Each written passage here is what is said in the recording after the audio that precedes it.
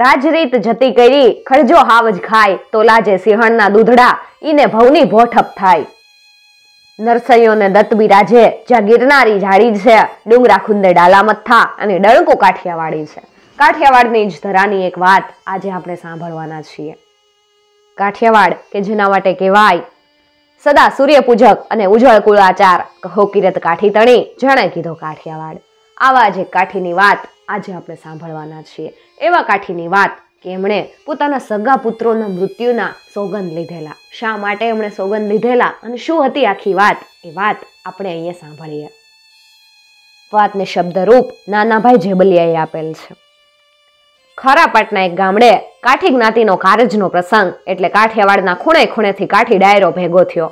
હવે તો બપોર થવા આવ્યો છે, છાશું પીવાનો હાદ પડે એટલે વ્યવહાર લખાવીને પછી ઘોડા પલાણવા। સૂરજ માથે આવ્યો એટલે જમવાનું તેડું આવ્યું। ડાયરાના એક ખૂણે ઊભા રહીને જાળીડો ઝાળ નાખે એમ તેડા ગરે હડકે ઠાઠ ડાયરામાં નજર નાખી જ્યાં ઘા કરવાનો હતો એનું બરાબર નિશાન લીધું અને મર્મના વેણ કાઢ્યા। એ ભાઈ, મૂળી ડાયરો પ્રથમ ઊભો થાય। હથેળીમાં છલકાતા કહુંબા થમી ગયા, પાઘડીઓ ઊંચી નીચી થઈ ગઈ। એકમેકને તાકી રહ્યા ને હામ હામે પૂછાણ થાય કે હે ભાઈ, મૂળી ગામના કોણ મહેમાન છે? થોડી વાર શોધ કરી પણ મૂળી ગામથી કોઈ મહેમાન હતા નહીં, તો પછી મૂળી ડાયરો કોણ? આખો ડાયરો સખ થઈ ગયો। ચતુર માણસો વાત સમજી ગયા કે વીજળી જેવો વહમો ઘા થયો ને કોણ ઘાયલ થયો। પણ બીજી વાતનો છેડો આવી ગયો। બે લવર મૂછિયા જુવાનો ડાયરામાંથી ખેંચાઈને ઊભા થઈ ગયા। બે જુવાનની મૂછો ફરકતી હતી, કાનની બુટ્ટી લાલ થઈ ગઈ હતી। એને તેડગરને પૂછ્યું, મૂળી ડાયરો કોને કીધો ભાઈ? તમને બોલનારના હોઠ થોડાક વંકાયા। તિરસ્કારના થોડા છાંટા ઉડ્યા। એણે ચોખવટ કરી, આપા સુરા, આપા વીરા, તમે હવે પાડાર શિંગાને બદલે મૂળી ડાયરો ગણાવ। કા તમારા બાપુ ગોલાણ ખુમાણે પાલતાણાની બ્રાહ્મણી ઘરમાં બેહાડી એટલે મૂળી ડાયરો ગણાવ? મેણું મારો છો આપા? મેણું તો તમારા બાપુ જાતે જઈને પાડાર શિંગે લઈ આવ્યાસ। આપાને 3 પરજનો ડાયરો હસ્યો ને સુરા અને વીરા ખુમાણની ઓળ ખચકાણી। જો આ મેણું ન ભાંગે ને તો પાડાર શિંગાનું પાણી અગરાજ। બે ભાઈ છાશ પીધા વિના ઘોડા પલાયણા સૂરજનો તાપ ઝીલતા પાડાર શિંગે આવ્યા। ઘોડો બજારમાં ઊભા રાખીને પોતાની ડેલીએ સાથ દીધો, ઉગાડો ડેલી। ગોલણ ખુમાણને મોહીને આવેલ મોળીબાઈએ ડેલી ઉગાડી। અમારા બાપુ ક્યાં છે? ઈ તો 3 દીથી પાલતાણે છે, પણ તમે બે ભાઈ બજારમાં કાં ઊભા? તડકો છે, માયલી પાવતા રહ્યો, તમારું તો ઘર છે, કઈક પાણી બાણી તો પીવો। પાણી અમારે ગા જેવું। અર, શું કામે બાપા? હું કામ ને? આપણા ઘરનું પાણી કઈ અગ્રાસ થાય? ઘરનું હું, આખા પાડાર શિંગા ગામનું પાણી અગ્રાસ છે। એવું તે હું લેવા મારા બાપ? ગોરું રૂપાળું નમણું મોં પોતાના પુત્ર સમા બંને જુવાનો તરફ થોડું કટાણું થયું। વળતી પડે ચહેરા ઉપર જનેતા સમય અમીરાત ઉભરાણી મૂળીબાઈએ વાલપ ઉમેરી અને કીધું, એવી ગાંડાઈ નો કરીએ વીરા, આવો અંદર એમ કહી અને કમાડ ઉઘાડ્યા અને સાથે જ બંને જુવાનોએ મ્યાનમાંથી તલવારો કાઢી અને પળનોય વિલંબ વગર પિતાની આ સ્ત્રી ઉપર ઘા કર્યા। ત્રસ ત્રસ ત્રસ હાવને મૂળીબાઈ હસ્યા। બંને ભાઈઓ સ્તબ્ધ બની ગયા। 4 જેટલા ઘા થયા પણ મૂળીબાઈને શરીરે ચોખા જેટલો વાઢ ન પડ્યો। એ તો ઊભી હતી અજય અડીખમ। મને મારી નાખવી છે? હા, મારી નાખવી છે। તારા તો કટકા કરી નાખવાસ। મારો કઈ વાગ ગનો? અમારા બાપુનું ઘર માંડીને અમને મેણું દીધું। જુવાનો, મેં તો મરદાઈને વધાવવા માથા હટે મરદાય વાપરીશ। બ્રાહ્મણના કુળમાંથી કાઠીના કુળમાં છડે ચોક પગ મૂકી જાણ્યોસ ને મેં કર્યું કોઈ છોકરીઓ છબ્બે રમે એવું નથી કર્યું। અને પાડાર શિંગાના ધુઆધાર મરદ ગોલણ ખુમાણે મારું હરણ નથી કર્યું। આ તો બધી દિલ દેવાની વાતું છે। મૂળીબાઈનો સાદ નિષ્કંપ અને નિર્ભય હતો।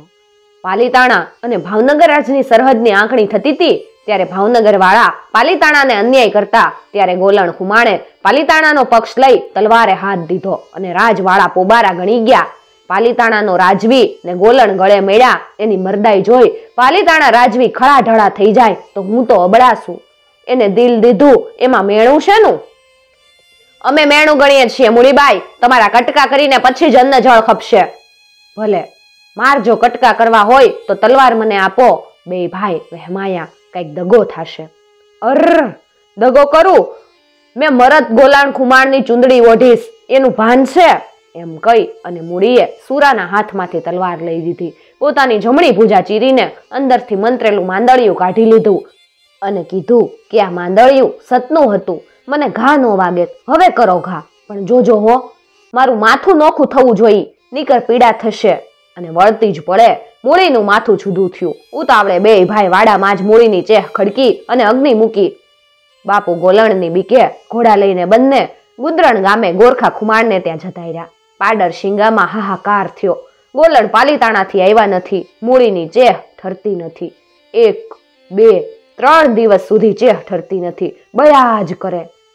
ચોથા દિવસે ગોલણ પોતાના ઘરે આવ્યા. વાડામાં ચેહ વળતી જોઈ સમજી ગયા કે કોઈ દુશ્મને મૂળીને મારી નાખી છે ને મૂળી મારા હાથનું પાણી માંગે છે. ગોલણે અંજલી ભરી અને પ્રિય પાત્રને પાણી દીધું. તારા જીવને ગઈત કરજે, તારા માર્તલને મારી તલવારે નો વેતરું ને તો ખુમાણ નહીં. પાણી રેડતા જ ચેહ ઠરી ગઈ અને સવારે ગોલણ ખુમાણને ખબર પડી કે મૂળીને મારનાર પોતાનો કોઈ દુશ્મન નહીં પણ પેટના દીકરા છે. મારા દીકરા? પણ મારા દીકરા હોય તો હું મારી પ્રતિજ્ઞા પૂરી ન કરું તો ધિક્કાર છે. ફરી પ્રતિજ્ઞા કરી અને ગુદરણ ગોરખાને કેણ મોકલાવ્યું કે મારા 2 દીકરાને પાડરશિંગા મોકલી આપો ને નો મોકલાવો તો ધીંગાણું કરવા હાબદા થાવ. અમે લડી લેશું પણ સુરા અને વીરાને મારી નાખવા માટે નહીં સોંપીએ. ગુદરણ થઈ સણસણતો સંદેશ આવ્યો. ગુદરણને પાડરશિંગાની તલવાર સરાણે ચડી સામસામી પ્રતિજ્ઞા થઈ. એક પક્ષે પ્રતિજ્ઞા તો બીજે પક્ષે સગા પુત્રો. પ્રથમ કજ્યો કોણ કરે, અંગારા કોણ ચાપે એની ઘડીઓ ગણાતી. પરંતુ બાપ દીકરાને વધેરતા રોકવા માટે કુદરતે ઓચિંતાની બાજી પલટી.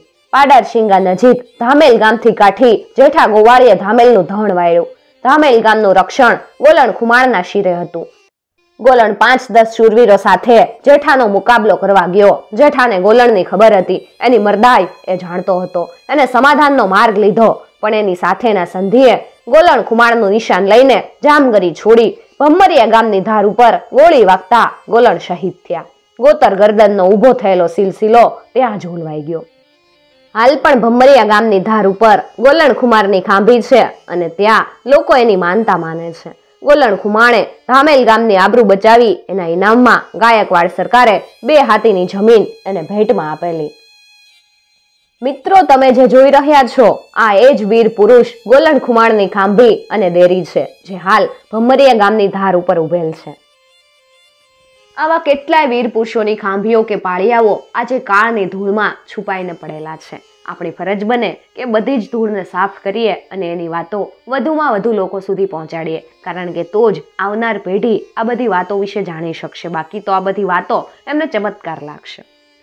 મિત્રો, જો તમને આવી વાતો સાંભળવી ગમતી હોય તો ચેનલને જરૂરથી સબસ્ક્રાઇબ કરી અને સાથે આપેલું બેલ આઇકોન પ્રેસ કરજો, જેથી આવનાર નવા વિડીયોઝની નોટિફિકેશન સૌથી પહેલા તમે મેળવી શકો. અને ખાસ વાત મિત્રો, અમારો ઉદ્દેશ ફક્ત ને ફક્ત આપણા વિસરાઈ જતા લોક સાહિત્યને વધુમાં વધુ લોકો સુધી પહોંચાડવાનો છે.